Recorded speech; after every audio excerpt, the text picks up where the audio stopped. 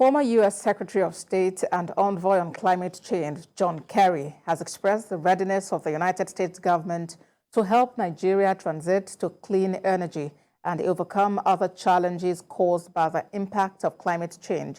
He disclosed this in an exclusive interview in Abuja with TVC News Foreign Affairs correspondent Muyo Thomas. Climate change is a global concern, especially as the world grapples with its impact. Here in Nigeria, the level of rainfall is particularly a worry, with its attendant floods, thereby increasing humanitarian concern.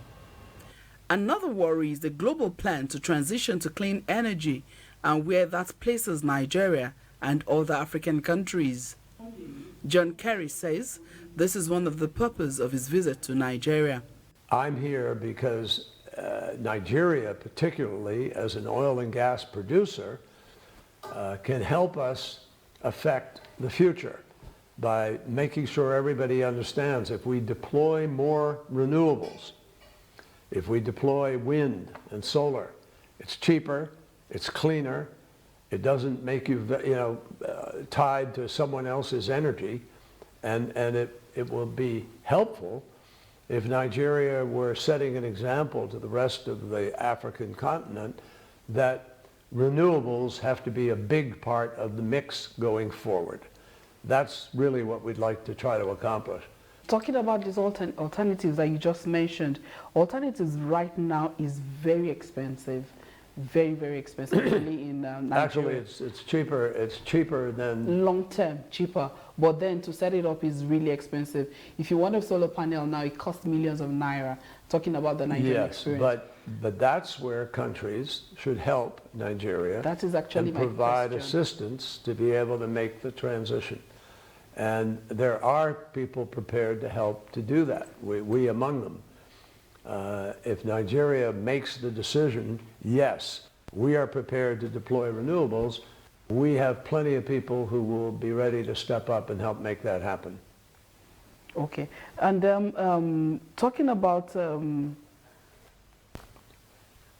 funding, we've talked a lot about funding when we're talking about climate change, emissions reduction and all that. Do you think there are some other areas that we need to also focus on apart from funding? Yes, you have to focus on the whole package, the regulatory process, the government input, the incentives. You have to look at the technologies and so forth. But the key, I will tell you, is money. You've got to be able to encourage the investment. You've got to be able to do a startup. You've got to be able to excite the ability of the multilateral development banks and governments and philanthropies to all help create bankable deals so that the investment trillions are ready and able to come in and make the difference. This is a long term, this will cost trillions of dollars to do this transition. And we need to make it possible for that money to invest. Okay, so COP26 talked a lot about what Africa needs to change, and you're also talking about long-term changes. What will COP27 focus on? COP27 in Sharm el-Sheikh, Egypt, will focus on the promises that were made in Glasgow and the degree to which people are fulfilling those promises. And for those who didn't make the promises, it will focus on their need to step up now so that we get more united as a nation, as a world. We bring more countries together to be part of the solution. That's the key. So implementation plus fulfill obligations if you haven't already made your promises. You said U.S. is ready to help if Nigeria is also ready to transition to clean energy. Can you tell us the particular help that the U.S. is ready to U.S. is ready to invest, and the U.S. is ready to help provide technology and technology assistance and work hand in hand with your businesses in order to be able to, and your government particularly, because the government needs to be a key part of this transition, but we're ready to work hand in hand to get a virtuous transition, not repeat the mistakes of the past. Don't build out an enormous long-term gas infrastructure, which is expensive and could wind up being stranded because the world is going to move to clean energy. And if you want to attract businesses to Nigeria, more of them, those businesses have made their own commitments to be at net zero by 2050. They can't get to net zero if their source of their energy is dirty. They have to be capturing emissions. They have to have clean energy. That's the only way the world will get to net zero by 2050.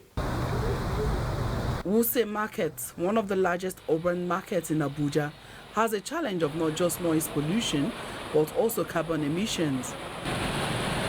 The Planet's Envoy, who visited the market, appreciated the effort to ensure clean energy in the market. Well, the market that I visited today has generators all around it, which are diesel generators. They are very, very polluting, number one. But number two, that's not the longer term solution, to be able to provide energy to that market. Your folks, you have Nigerian business people who have invested in getting solar on the roof and being able to get batteries in order to store the solar so that you don't need diesel pollution. You can get clean energy that will provide the power to that group of 2,000 different stores. That's a great way to go. That's a great solution. A faster transition to clean energy, apart from helping Nigeria and Africa meet the climate target, has other health benefits and job creation opportunities. Moya Thomas, TVC News, Abuja.